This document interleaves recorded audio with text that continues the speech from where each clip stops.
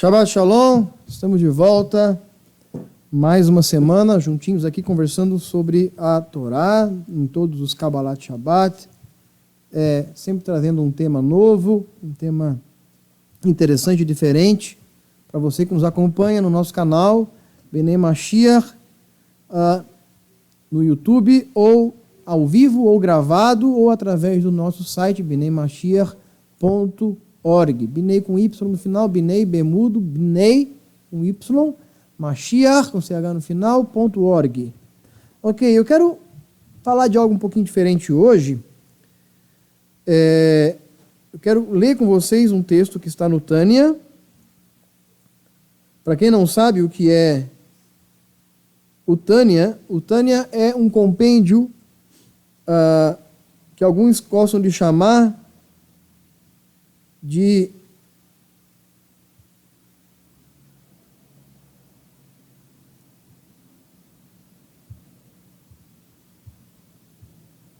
o Shulchan Aruch Hassidi ou Shulchan Aruch Chabad.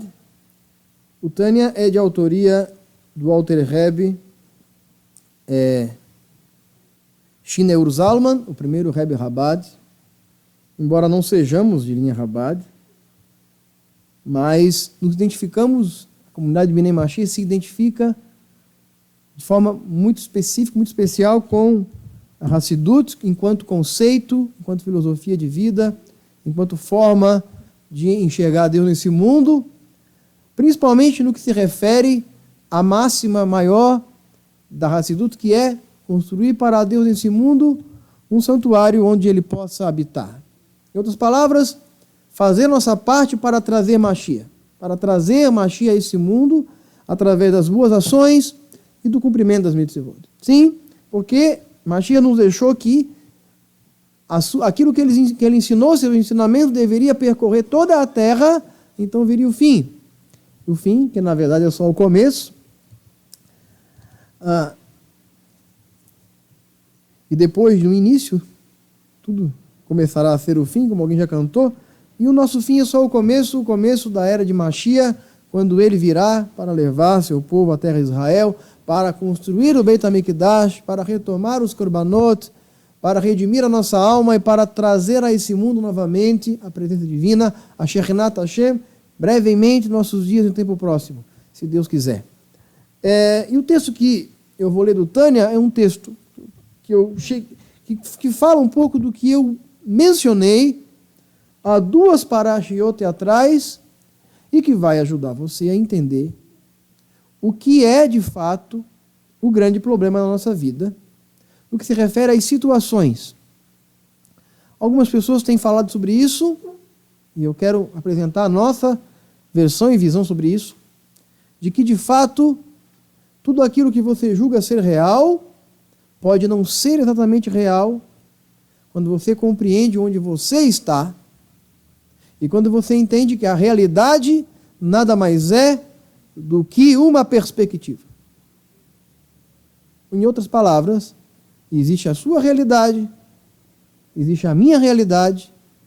Por exemplo, para você, a realidade nesse momento é estar olhando para a tela desse computador, para esse smartphone, seja o que for, você está me assistindo aqui, seja ao vivo, gravado, a tua perspectiva da realidade está atrelada a essa tela que está na sua frente.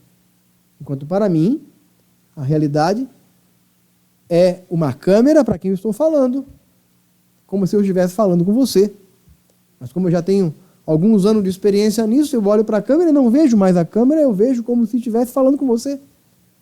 É uma perspectiva diferente de uma mesma realidade. Significa que a realidade que nós também vivemos nas nossas situações também é uma perspectiva. Ou seja, uma cortina que encobre a realidade de fato. Só que a realidade de fato, a realidade verdadeira, ela não é percebida pelo ser humano, porque o ser humano é um ser limitado,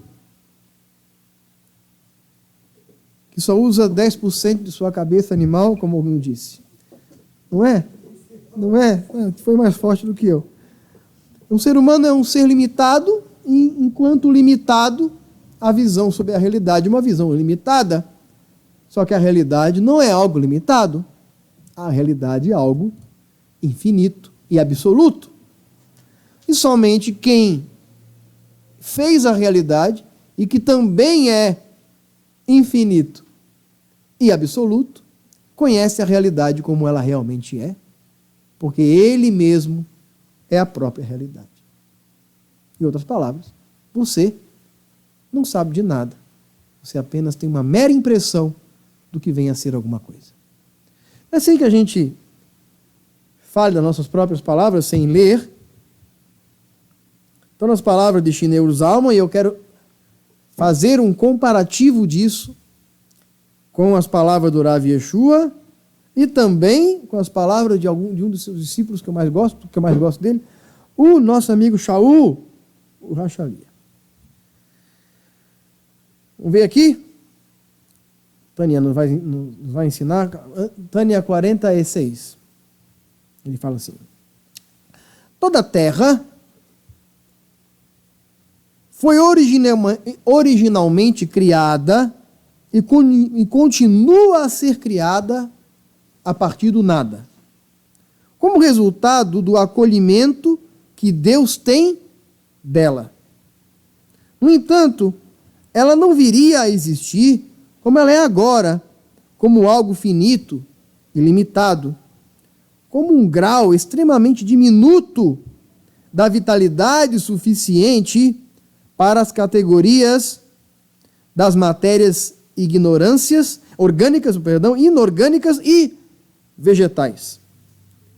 Se não fosse pelo mundo ter sido criado através de muitas poderosas contrações que condensavam a luz e a vitalidade investida no globo terrestre, de modo a animá-lo, sustentá-lo em seu status finito e limitado, e nas categorias das matérias inorgânicas e vegetais somente.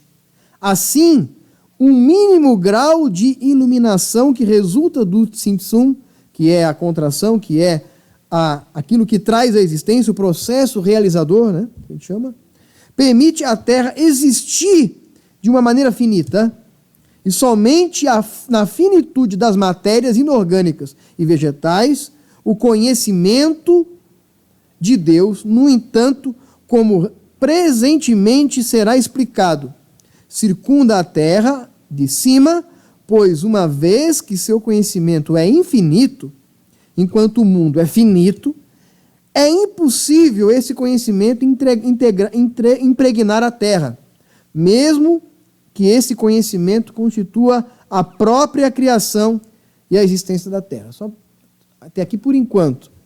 Entendeu mais ou menos? Nada. O que ele está dizendo é o seguinte. A Hashem é infinito e o mundo é finito. A Terra é finita, o universo, por maior que seja, é finito. A Hashem é infinito. Então ele precisou, para traduzir a realidade, ele precisou tornar a realidade algo finita também, dando à realidade aspectos de finitude. E como é que se faz isso? Através de um processo que a Kabbalah vai chamar de Tzimtzum. Esse Tzimtzum é uma palavra que não tem significado, sim, muito assim, literal, mas Tzimtzum seria quase que uma onomatopeia de uma vibração, de um processo de contração que torna uma ideia uma coisa. Em hebraico, a palavra e a palavra coisa é a mesma palavra, davar. Então, não há diferença na língua hebraica entre a palavra e a coisa, porque a palavra e a coisa são apenas estados diferentes de uma mesma coisa. A coisa enquanto palavra e a coisa enquanto realidade finita.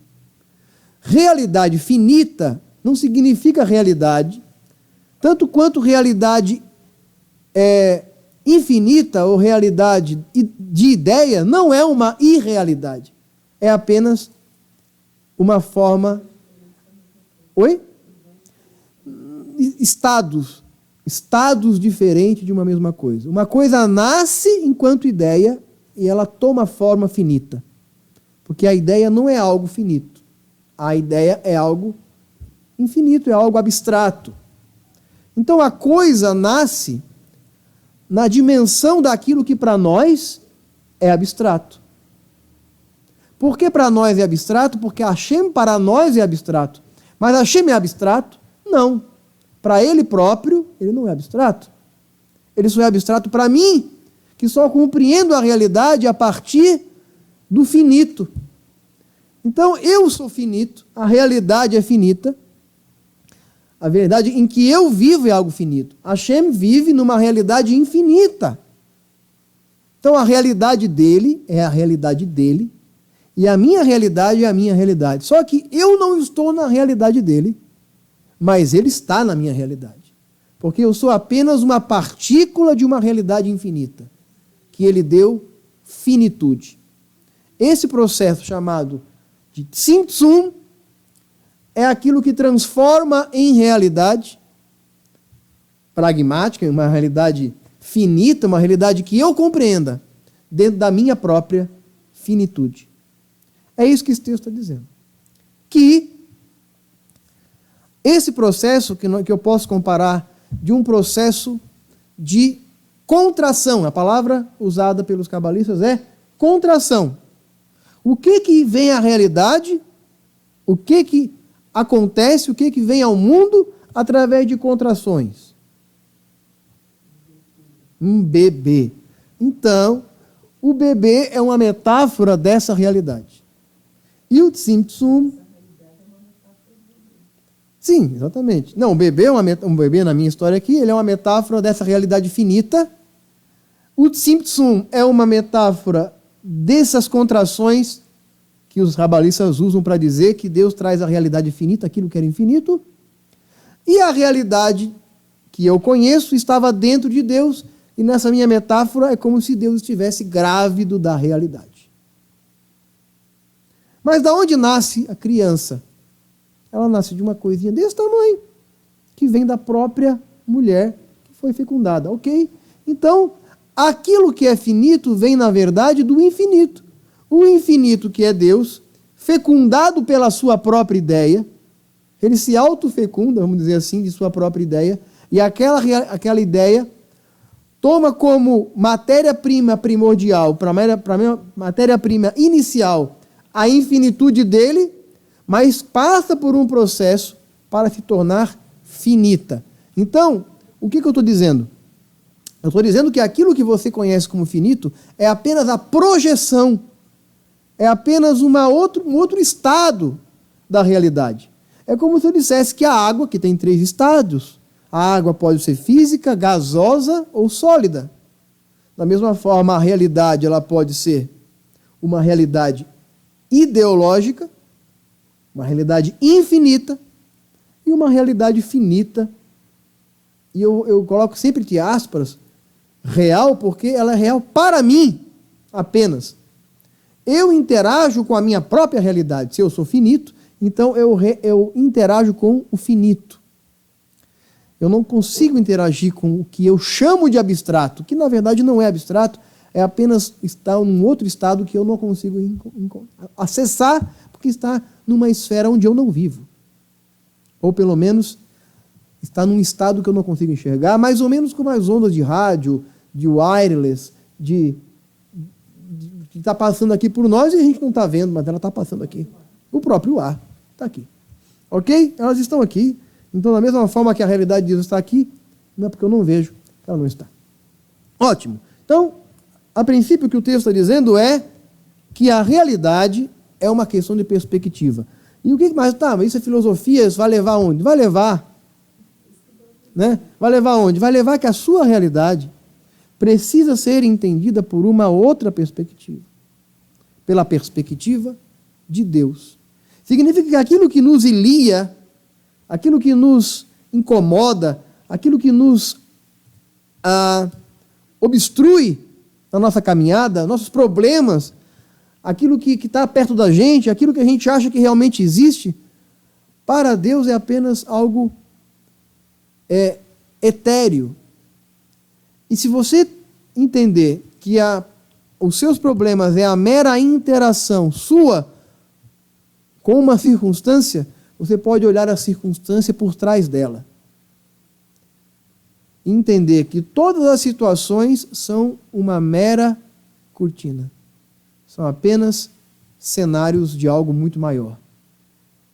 Mas enquanto os teus olhos estiverem no finito completamente, enquanto você não conseguir acessar o infinito por trás do finito, você jamais vai conseguir entender o que Deus é de verdade. Então, entender que eu sou uma continuidade do divino, entender que o divino está em tudo, em que eu posso tocar o divino a partir de tudo, vai mudar a minha realidade a respeito das coisas. E a primeira coisa que vai mudar é, quando nós entendemos que tudo vem de Deus e que tudo faz parte de Deus, logo eu entendo que tudo é para o bem.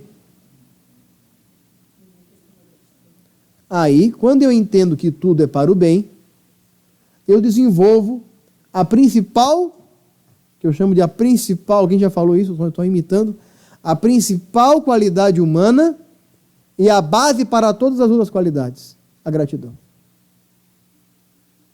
Ou seja, tudo é parte de um grande propósito, onde eu sou apenas um fio entrelaçado numa trama muito maior de um grande tapete. E eu preciso entender as coisas dessa perspectiva, se eu quiser ascender a minha relação com a vida, podendo despertar em mim a capacidade de gratidão, entendendo que eu sou a materialização do divino. Todos nós somos a materialização do divino. Mas o que eu vou falar, o que eu vou ler agora ainda, o que eu vou continuar, vai deixar a coisa um pouco mais louca ainda do que já está. Depois você assiste de novo, não tem problema. O problema é teu, não é meu. Vamos lá, olha aqui que legal.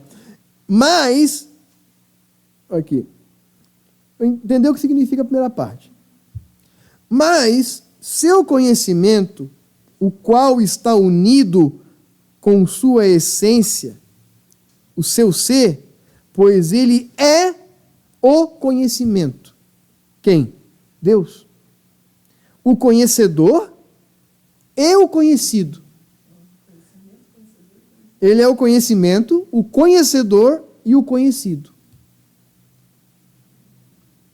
Foi previamente explicado que o conhecimento e o intelecto de Deus são totalmente diferentes do conhecimento e do intelecto do homem. Quando um ser mortal conhece algo, 3 distintas entidades estão envolvidas.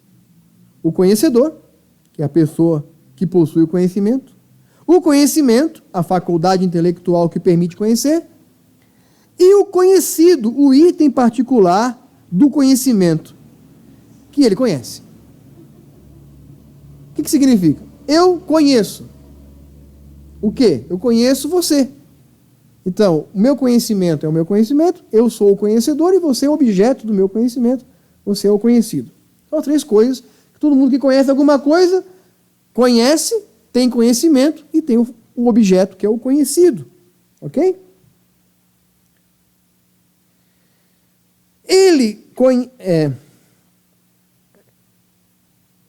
Deus, no entanto, é o conhecimento, o conhecedor e o conhecido. Ele que conhece o veículo através do qual ele conhece e aquilo que ele conhece. São todos ele mesmo. Portanto, seu conhecimento está totalmente unido, totalmente identificado com a sua essência. Em outras palavras, o que ele está dizendo? Que ele é o tudo. Ele é aquele que conhece, ele é o seu próprio conhecimento, e ele é aquilo que ele conhece. Porque tudo que ele conhece é, na verdade, a mera projeção dele próprio. Ok? Por quê? E por que nisso ele é diferente de nós? Porque você não consegue criar algo que você não conhece. Tudo que você cria é inspirado em algo. Não há nada que o homem tenha criado que ele não tenha visto em algum lugar de uma outra maneira. O homem não cria nada a partir do nada. Tudo que ele cria é a partir de algo. Tudo. Não tem uma única coisa que ele não crie a partir de algo ou que ele não seja inspirado por uma terceira realidade. Entendeu? E aí, a gente entende o que aconteceria se você fosse espectador de uma única coisa existente. Suponhamos que o universo fosse uma coisa só. Uma coisa. E você fosse o espectador dessa coisa. Como você poderia saber que isso é algo? Porque você não conhece outro algo. O mito da caverna de Platão. Então, eu sei que isso aqui é um microfone, porque eu sei que ele não é uma garrafa d'água. Porque eu conheço o microfone e conheço uma garrafa d'água. Mas se a única coisa que existisse no universo fosse uma garrafa d'água, ela não teria nome. Ela seria a coisa.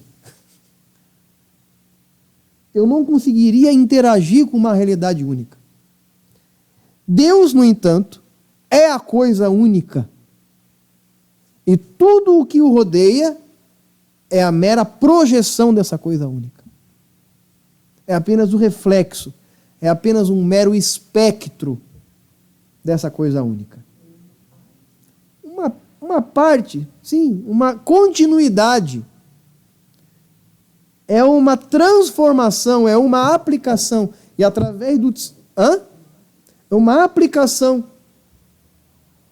do que ele é. Ele é a própria sabedoria, porque ele não aprendeu com ninguém. Ele é o sabedor e ele é o sabido. Ele é o objeto, ele é o sujeito e ele é o predicado. E por isso é dito, Olamei a Olamim, de eternidade a eternidade. Esse é o conceito. Quando você entende isso, de novo você consegue entender que você, na verdade, não é você sozinha. Você não é você somente.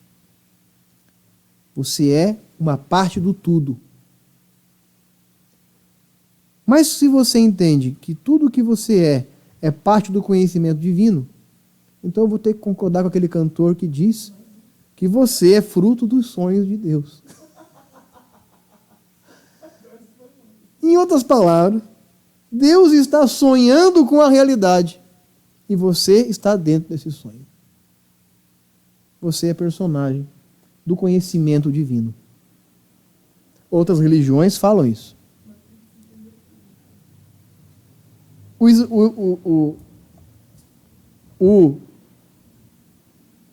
O hinduísmo diz que o mundo foi criado por um som. Om. O som Om foi o que criou o mundo. E que Shiva está sonhando, não sei se é Shiva, qual que é a divindade, não lembro agora, está sonhando com a realidade. E que você é apenas o sonho dessa divindade. Considerando o fator Noé, que eu sempre falo, de que todas as religiões elas acabaram sendo transformações de uma experiência com Deus que o homem teve na antiguidade, que eu chamo de fator Noé, que quando as nações se espalharam, levaram consigo fragmentos dessa experiência e transformaram essa experiência em suas respectivas religiões, que no final estão todas emergindo de um único lugar. Só que hoje transformadas em divindades, em idolatrias, onde Deus deixou de ser Deus de verdade e ele se tornou projetado em idolatrias. E o povo judeu foi a única civilização que manteve Deus no campo das ideias e não ousou trazer Deus para uma realidade finita. E esse é o problema. A base de toda a idolatria é quando o homem torna finito Hashem, que é infinito.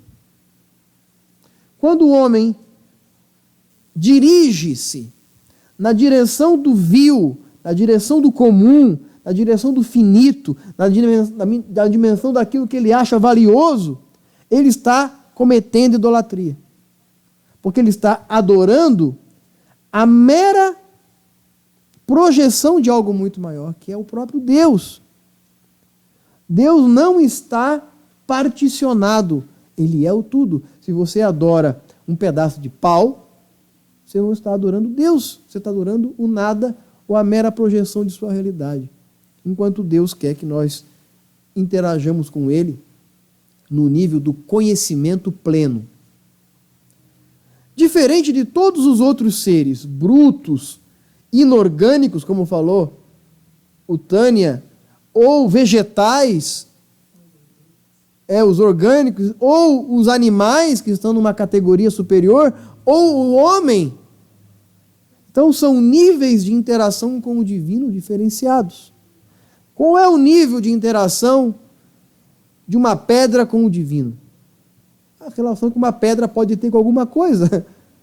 Sem som, sem ouvir, sem cheirar, sem respirar. É um ser bruto. Mas é um ser bruto, morto, que é apenas a substancialização de Deus. Mas a mesma coisa que está na pedra está em mim. Os mesmos minerais que eu encontro numa pedra de granito, eu encontro dentro de mim. No ouro, no diamante. Uma planta interage com o divino no campo da fotossíntese, no campo do crescimento. Enfim. Um animal interage com o divino no campo da sua interação com as outras coisas. Mas o homem interage com o divino no campo do conhecimento. Deus conhece o homem e o homem conhece Deus. E isso faz o ser humano a representação do divino mais evidente na existência, pelo menos nessa esfera conhecida que a gente chama de planeta Terra. Em outras palavras, Deus criou a Terra a partir de sua interação do infinito para o finito e colocou um ser finito para governar essa Terra, mas um ser finito que consegue mentalizar o infinito, que consegue ter um canal de ligação com o infinito. Ou seja, o homem é o canal de ligação entre Deus e a realidade. E o ser humano é o único dos seres que pode transitar na realidade finita e na realidade infinita através do seu conhecimento. Quando nós nos desprendemos disso que é aparentemente físico, e nós começamos a entender Deus de uma dimensão diferenciada, então a grande maioria dos nossos problemas desaparecerá, porque Deus é o próprio conhecimento, o próprio conhecedor e o próprio conhecido. E nós passamos a viver uma realidade diferente. E eu não estou falando para você viver uma realidade e você vai se enfiar dentro de um quarto escuro, cruzar suas pernas, ficar olhando para o nada e viver uma vida monástica separada da realidade. Não, não, não. Isso é uma visão infantil do divino. A visão madura da realidade de Deus é entender que Deus está em cada momento da nossa realidade pequena.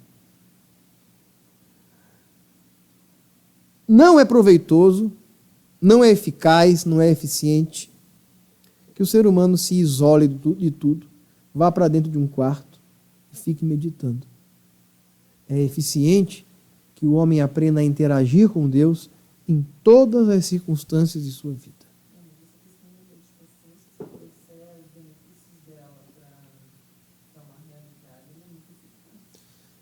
Não, eu não disse isso. Eu não disse que a meditação não seja eficaz, mas a pessoa ficar a vida inteira só isso, como, por exemplo, Um monge budista que permanece em estado de contemplação permanentemente. Essa não é a visão judaica sobre isso. A visão judaica é que você precisa meditar, sim. Que você precisa silenciar sua mente e você precisa meditar sobre Deus. E o Shabat tem muito disso que eu estou falando. Deus criou o mundo, ou criou esse mundo que a gente conhece aqui, em 6 dias. E no 7º dia, sentou e descansou. Eu vou dizer que Deus sentou e meditou. Deus olhou e ele se viu em cada coisa que ele fez. Da mesma forma, o homem se vê em cada coisa que ele realiza. Absolutamente tudo. Você pinta um quadro e você está ali. Ainda que não seja um autorretrato, você está ali. Aquela pincelada é única. Absolutamente única. Ninguém nunca vai dar uma pincelada igual àquela. Você faz uma comida, ela é única. Tudo que você faz é único. Mas ainda será meramente uma transformação. Aquela tinta que você pintou aquele quadro, um dia foi alguma outra coisa. Precisou ser transformado em tinta. Então, o homem somente transforma. Ele transforma uma árvore numa mesa. Mas ele não transforma o nada em tudo. Apenas Deus faz isso. Agora, quando o homem entende que tudo aquilo que ele transforma é de fato a materialização do divino, então ele passa a ter um outro nível de relação com essas coisas. E voltando um pouquinho, Deus olhou e se viu. O homem olha e se vê.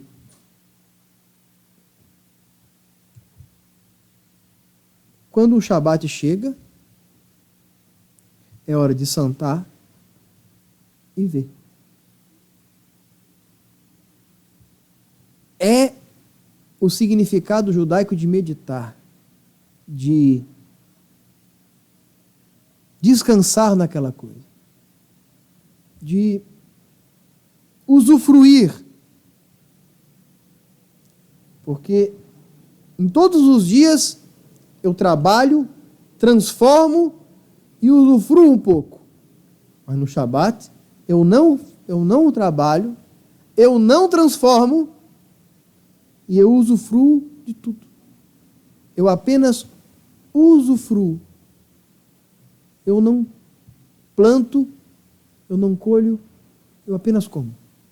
É como uma aposentadoria semanal, onde eu trabalhei para ela a semana toda. E quando eu chego no Shabat, eu desligo tudo que é barulhento, tudo que é, ainda que seja musical, ainda que seja prazeroso, eu preciso aprender a ouvir o silêncio. Porque Deus também está no silêncio. E o som do silêncio é um som muito bonito, quando você aprende a ouvi-lo. Pessoas que não conseguem silenciar sua mente são pessoas, me fugiu a palavra agora, são pessoas atribuladas, são pessoas, eu ia usar outra palavra aqui, enfim, são pessoas atribuladas, são pessoas que não descansam, são pessoas neuróticas. A grande neurose do mundo, da sociedade hoje, é porque ela é uma sociedade que não conhece o silêncio. Ela não conhece o usufruto. Ela está o tempo todo fazendo e comendo do que sobra. Como um boi que move o moinho e come da sobra que cai. É só o que a gente faz. Trabalha e come, e tem horário de almoço, o resto do dia você passa trabalhando. Sim. O silêncio é onde habita o tudo, porque tudo veio do nada. E o silêncio é uma das formas de acessar o nada. E o nada é tudo. O nada é de onde tudo veio. Vamos dar um exemplo disso. O branco é considerado uma cor neutra. Tudo se faz sobre o branco. Você quer pintar, você pega uma tela branca. E há quem pensa, que uma pessoa um pouco de menos conhecimento vai dizer que o branco não é uma cor, o branco é a ausência da cor. E a gente sabe que é exatamente o inverso. O branco é a mistura de todas as cores. Pode parecer absurdo, mas se você pegar as 7 cores do arco-íris, pintar numa roda, girar aquela roda, que vai misturar as cores, ela vai se tornar branca. A verdadeira ausência das cores é o negro. A cor negra, que não é cor, na verdade, é a ausência dela. Porque o branco reflete todas as cores. Essa é a metáfora mais eficiente para falar do nada. O nada é o reflexo do tudo. Então nós não conseguimos ver o nada, nós não conseguimos silenciar nossa cabeça, nós não conseguimos paz, porque nós não conseguimos ver o prazer que é o nada. Por exemplo, um problema. Você tem um problema na sua vida e você está tentando resolver. Você pensa naquele problema o dia todo. Você fica atribulado. Você não sabe o que fazer.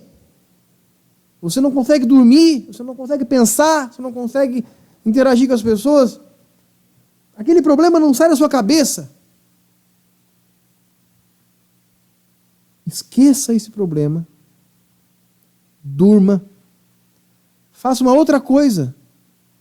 Encontre uma forma de tirar aquele problema de sua cabeça por um tempo e você vai perceber que a resposta estava mais fácil do que você estava imaginando. Quantas pessoas ficaram pensando anos sobre uma coisa e não conseguiram fazer e de repente falam, não vou fazer mais, vai fazer outra coisa. E quando estava fazendo, vem uma ideia. Isso acontece quando eu estou andando. Isso acontece quando estou tomando banho. Porque naquele momento você relaxa. Aprender a entender que Deus é uma dimensão possível de ser alcançada. E que é sim possível estar um pouquinho mais além dos seus problemas e daquilo que você considera real. Embora não com um conhecimento exterior ele mesmo, com o conhecimento de um ser humano, o conhecimento humano requer algo que é externo ao próprio conhecedor. Mas o conhecimento de Deus vem do seu conhecimento de si mesmo. Deus conhece a si mesmo e Ele conhece a você em si mesmo ou conhece a si mesmo em você. Quando Deus olha para você, Ele não vê você, Ele vê a projeção de si próprio. E quando nós entendemos que todas as coisas são uma projeção de Deus, a gente para de entender o mundo a partir do bom e do mal. A partir, como Nietzsche falou, muito além do bem e do mal. A gente entende que todas as coisas são derivadas de uma única fonte. E essa fonte é Deus. E aí você deixa de ser atormentado por demônios, pelas ficções humanas que criaram os demônios, que criaram os ídolos, e que criaram os objetos inalcançáveis estabelecidos na vida. Como, por exemplo, a farsa. Quando eu falo farsa da felicidade, não é que a felicidade não existe, a felicidade existe. Mas a felicidade não é baseada no conceito de felicidade em que nós somos abordados. O conceito de felicidade que nos aborda o tempo todo é um conceito inalcançável, que gera cansaço e enfado, onde tudo precisa estar 100% perfeito. Eu tenho que ser rico, eu tenho que ser bonito, eu tenho que ser gente fina, eu tenho que fazer tudo certo, eu tenho que ser eficiente, eu tenho que ser o melhor de todos. A felicidade é sempre aquilo que você ainda não tem.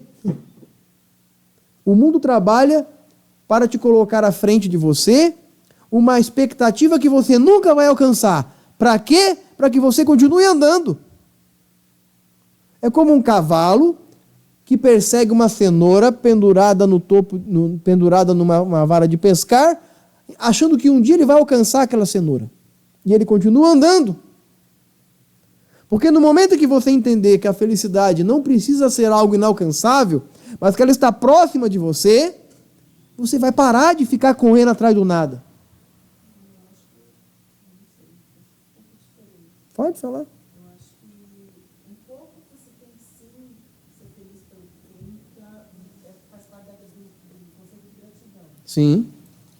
Mas se você não tiver aquela cenourinha ali na frente, uma coisa que você ainda não tem, que você vai conseguir, você para. Então. Para de correr atrás disso. Você para de ter ambição, para de querer uma coisa diferente, uma coisa melhor. A ambição não é uma cenoura. A ambição é algo real. Por exemplo, um cavalo anda no sentido de alcançar um passo novo. A ambição deve ser algo, eu vejo, eu vou até lá. Então, se você vê essa coisa que é a sua ambição, como quando eu chegar lá, eu vou ser mais feliz, você não para. Agora, se você se contenta com tudo, assim, eu sou grato por tudo, vou me contentar com o que eu tenho, pronto, eu parei. Mais ou menos. O objetivo fundamental de você alcançar as coisas não é projetar nela a sua felicidade. Você precisa estar contente consigo para dar o próximo passo. O que você não pode é achar que a felicidade é sempre aquilo que você já teve ou sempre aquilo que você ainda não tem. Mas sempre eu concordo. Exato. Pode ser sempre, Sim. mas em algumas coisas sim. Você não pode depender da coisa seguinte ou da coisa já perdida para ser feliz. A felicidade está numa coisa chamada realização. E o que te realiza de verdade é estar bem consigo próprio. Então, buscar melhorar no mundo não é colocar uma cenoura na sua frente. É buscar aquilo que de verdade você precisa. A cenoura é uma metáfora daquilo que as pessoas nunca vão alcançar. Entendeu? É aquilo que é inimaginável. É aquilo que não realiza, porque ela nunca vai alcançar.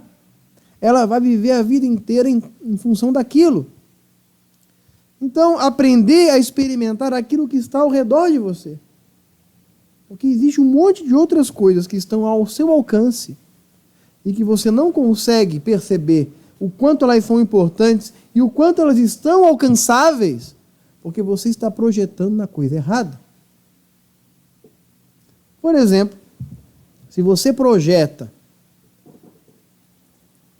a sua relação com sua família baseado numa situação que você ainda precisa conquistar para trazer coisas melhores para sua família, algo que é bom, mas ao mesmo tempo você não trabalha a sua própria relação com a família, então aquilo que você está buscando está sendo negligente, é inócuo.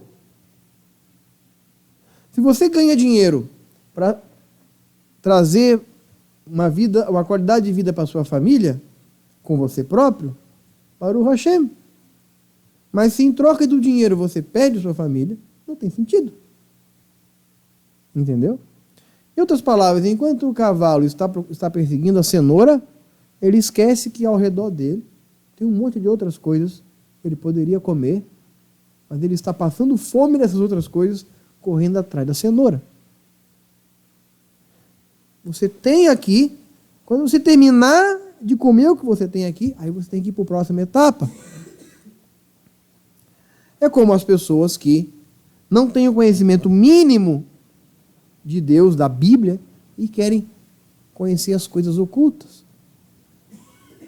Eu queria falar inglês para poder ler aqueles livros que somente em inglês estão escritos. Ótimo, Baruch Hashem, isso é uma coisa boa. Você já leu os em português? Não, mas ainda não, porque os ingleses que são bons. Lê o português. Lê. Por isso, Rav Yeshua ensinou que aquele que é fiel no pouco, no muito será colocado. Ser fiel no pouco é entender que no pouco há o que ser usufruído. E que há o tudo dentro daquele alguma coisa. Aí, entenda que tudo é um degrau. Você precisa entender um degrau de cada vez. E aí, para concordar com Shneur Zalman,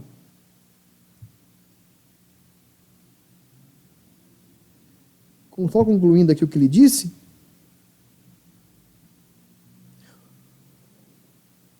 pois todos são derivados de sua verdadeira realidade, a realidade de Deus. E a verdadeira realidade e a existência de Deus é a fonte de todos os seres criados. Assim, o conhecimento a si mesmo, como mencionado acima, ele conhece toda a criação, porque ele se reconhece em toda a criação. E aí Shaul Hashali vai falar aos romanos: ó profundidade das riquezas, tanto a sabedoria quanto a ciência de Deus. O apóstolo Paulo fala isso. Quão insondáveis os seus juízos, seu pensamento, quão inescrutáveis os seus caminhos, pois quem jamais conheceu a mente de Hashem, ou quem foi o seu conselheiro, ou quem lhe deu primeiro que lhe seja recompensado, pois dele, por ele e para ele são todas as coisas.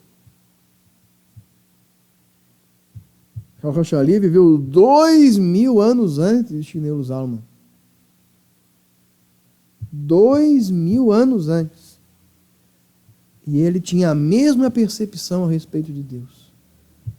De que dele, ou seja, oriundo dele, por ele, ou seja, através dele, e para ele, ou seja, para si, existe todas as coisas. Todas as coisas. Significa que a dificuldade, significa que a doença, significa que as piores coisas que você pode entender como ruins são a projeção do próprio Deus. E basta que você entenda o que está acontecendo para poder olhar a coisa por uma outra perspectiva e até encontrar um caminho onde você possa desviar dela. O conhecimento de Deus, que se dá a partir da Torá inicialmente, é como uma luz que acende um quarto escuro que estava cheio de obstáculos. Você entra no quarto escuro, você bate o pé na cama, você bate o pé na quina do armário.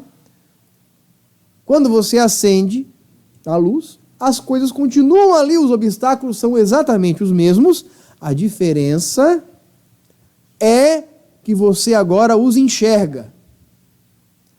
Enquanto você está esbarrando em certos aspectos da vida, é porque você está andando no escuro. Quando você acende a realidade de Deus e o conhecimento de Deus em você, as coisas se tornam mais fáceis. E uma das principais ferramentas de conhecimento de Deus é se aproximar dele. E uma forma de se aproximar dele é a gratidão. De novo, nós caímos no Gamos do Letová, que tudo é para o bem. A capacidade de desenvolver a gratidão é uma das formas mais eficientes de se aproximar de Deus.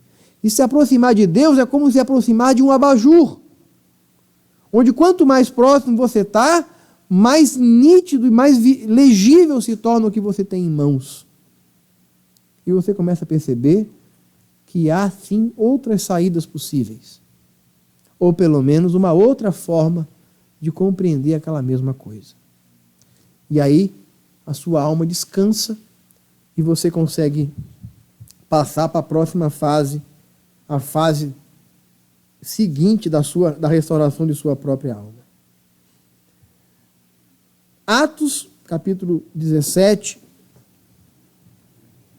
verso 24 em diante, também antecede as palavras e compreende dentro das palavras do Shneur Zalman, Walter Rebbe, porque ele fala, Shaul Hachalia, de novo, falando aos atenienses, que eram filósofos, falou a eles o seguinte: o Deus que fez o mundo e tudo que há nele, sendo ele Senhor do céu e da terra, não habita em templos feitos por mãos de homens, nem tampouco é servido por mãos humanas, como se necessitasse de alguma coisa.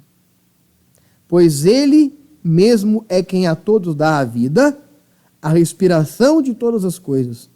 De um só fez todas as raças dos homens, para habitarem sobre a face da terra, determinando-lhes os tempos já antes ordenados e os limites de sua habitação. O que ele quer dizer aqui? Esse texto aqui é interessante. Que ele determinando-lhes o tempo já antes ordenados e os limites de sua habitação. Ou seja, ele colocou o homem, os entes que vivem nessa realidade, ele colocou eles dentro do espaço e dentro do tempo. Ou seja, Deus criou o espaço-tempo e colocou dentro disso a cada um de nós, para que buscassem a Deus, que porventura, tateando, pudessem achar, o qual, todavia, não está longe de cada um de nós. O que ele está dizendo aqui, e o que Shneur Zalman fala também, o Walter Rebbe, é que você pode acessar a Deus descobrindo que Deus está em todas as circunstâncias. Você está a um passo de perceber que, de uma certa forma, isso que está acontecendo agora na sua vida tem um propósito. Número 1, redimir você. Número 2, um julgamento, e que de qualquer forma é uma forma de você pagar. Que bom que você pode pagar nesse mundo por as coisas erradas que você fez. Número 2, aquilo que está sendo colocado como um obstáculo para o próximo degrau. Em outras palavras, aquilo está te fazendo crescer. Então, das três coisas, ou você está sendo julgado, ou você está sendo provado para alcançar algo maior, ou você está aprendendo alguma coisa. Você sempre estará nessas três coisas. O segredo é não reclamar. Tenta não reclamar. Sabe de uma coisa? Nada está tão ruim que não possa piorar. Se você entende isso, você não vai reclamar. Porque amanhã, se a coisa estiver pior do que está hoje, você vai ter saudade de agora. Então aprenda a agradecer pelo agora. Aprenda a focar no que você tem. E aí sim, busque o que você ainda não tem. Mas primeiro seja grato pelo que você tem.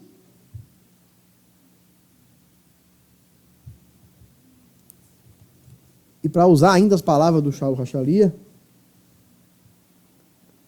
porque todas as coisas cooperam para o bem daqueles que amam a Deus. Todas as coisas cooperam para o bem daqueles que amam a Deus. Para o bem. Tudo que acontece na vida do tzadik é para o bem. Tudo que o rachá consegue fazer contra o tzadik é para o bem do tzadik. Mas tudo que acontece na vida do rachá, do ímpio, é para o seu mal. Mesmo aquilo que é bom. Porque está escrito que os ímpios foram colocados em lugares escorregadios. E o Tânia começa com uma frase. Uma frase simples, que traduz todos os problemas, resolve todos os nossos problemas do universo, essa frase. O Tânia começa com uma frase. Seja um tzadik e não serás um ímpio. Como nunca ser um ímpio? Seja um tzadik. Talvez você nunca alcance o estágio do tzadik, muito provavelmente você não vai, nem eu alcançar. Mas enquanto ser um tzadik for o nosso foco, você nunca será um ímpio. E quando a sua bússola está apontando na direção de ser um tzadik, tudo o que acontece na sua vida passa a ser para o bem.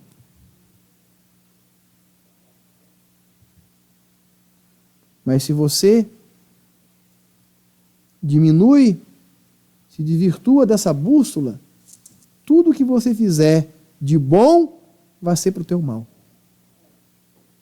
O segredo é buscar a justiça, a devoção, a kavaná, a conexão com o sagrado, voltar à nossa verdadeira fonte. Isso é o que resume tudo.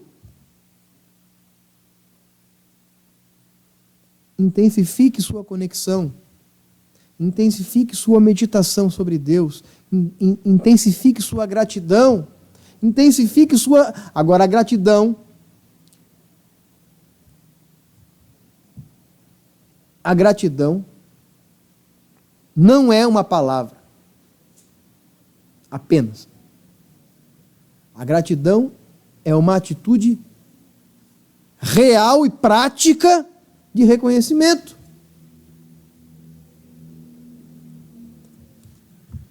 Por exemplo, a tzedakah. Uma pessoa que se diz grata e que não pratica tzedakah é mentirosa. A tzedakah é uma forma de retribuir a vida por aquilo que ela te dá, ou que Deus te dá através da vida. Parashá dessa semana vai falar somente de tzedakah. Várias coisas, dívidas, devoluções, deixar o canto da terra para os pobres, não cobrar juro do seu amigo, do seu irmão, resgatar o irmão quando ele estiver na mão do credor. Quando você passa a viver em função do outro, quando você passa a praticar tzedakah de verdade, você começa a perceber que você é mais feliz do que você achou que fosse. Projete na necessidade alheia e você se tornará um tzadik. Projete na deficiência alheia e você se achará perfeito. Projete na necessidade, na carência das demais pessoas e você começará a se sentir rico. Comece a dar e você começará a receber. Existe um princípio no universo de que o rio só pode receber se ele também se permitir dar. A prosperidade é uma água que passa por um leito que somos nós. E nós precisamos transformar a parnassá que chega na nossa vida na parnassá de uma outra pessoa. Quando você começar a ajudar alguém, e primeiramente você vai se sentir perdendo. Mas com o exercício da prática da tzedakah, você vai começar a sentir uma necessidade em dar. E você vai começar a perceber que você vai estar dando margem para receber também. Aquilo que não ia dar certo, dá. Aquilo que você não esperava, acontece. Porque você se tornou um milagre na vida de uma outra pessoa. Seja um milagre na vida de uma outra pessoa. E as pessoas começarão a ser milagres na sua vida. Você é meramente um canal de interação entre o infinito e o finito. É através de nós que as riquezas do mundo, na verdade, passam a ter algum significado. Seja grato. Acentue sua gratidão com expressões físicas e atitudes reais de gratidão, ajudando, fazendo tzedakah, redimindo sua riqueza. Saiba, tudo que você tem precisa ser redimido. Porque se algo não for redimido, então esse algo não é caché.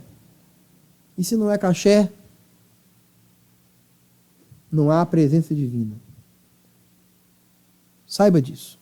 Redima o seu pouco. E logo ele se tornará muito. Shabbat Shalom. Até o nosso próximo encontro. Voltamos amanhã, a partir das 9h30, com o Shaharit Shabbat e com a leitura e meditação da Parashá de Behar. Até o nosso próximo encontro. Shalom.